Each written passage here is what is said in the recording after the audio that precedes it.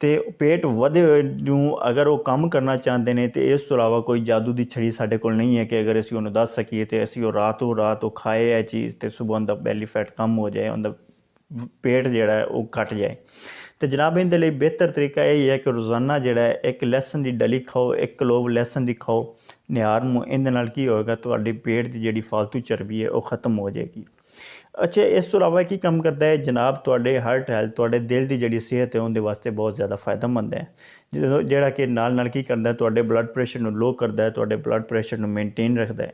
ਅਤੇ ਜਦੋਂ ਜ਼ਹਿਰੀ ਜਿਹੀ ਗੱਲ ਹੈ, ਜਦੋਂ ਬਲੱਡ ਪ੍ਰੈਸ਼ਰ ਹਾਈ ਹੋ ਜਾਂਦਾ ਹੈ ਤਾਂ ਉਸ ਤੋਂ ਬਾਅਦ ਕੀ ਹੁੰਦਾ, ਸਾਡੇ ਅਮਰਾਜ਼ੇ ਕਲਬ ਵਾਕਿਆ ਹੋਣੇ ਲੱਗ ਜਾਂਦੇ ਨੇ। ਅੱਛਾ, ਇਹ ਕੀ ਕੰਮ ਕਰਦਾ ਹੈ, ਇਹ ਸਾਡੇ ਜਿਹੜੇ ਬੈਡ ਕੋਲੇਸਟਰੋਲ ਲੈਵਲ ਹੈ ਉਹਨੂੰ ਲੋ ਕਰਦਾ ਔਰ ਅੱਛੇ ਕੋਲੇਸਟਰੋਲ ਨੂੰ ਵਧਾਉਂਦਾ ਹੈ। ਇਸ ਤਰ੍ਹਾਂ ਮੈਂ ਅਰਜ਼ ਕਰ ਚੁੱਕਾ ਕਿ ਇਹ ਬਲੱਡ ਪ੍ਰੈਸ਼ਰ ਨੂੰ ਲੋ ਕਰਦਾ ਹੈ। ਉਸ ਤੋਂ ਇਲਾਵਾ ਇਹ ਕੀ ਕਰਦਾ ਹੈ, ਸਾਡੇ ਖੂਨ ਦੀ ਜਿਹੜੀ ਰਗਾਂ ਨੇ ਇਹਨਾਂ ਦੇ ਵਿੱਚ ਖੂਨ ਦਾ ਜਿਹੜਾ ਫਲੋ ਹੈ, ਬਹਾਓ ਹੈ, ਉਹਨੂੰ ਅੱਛਾ ਕਰਦਾ ਹੈ। ਅੱਛਾ, ਉਸ ਤੋਂ ਇਲਾਵਾ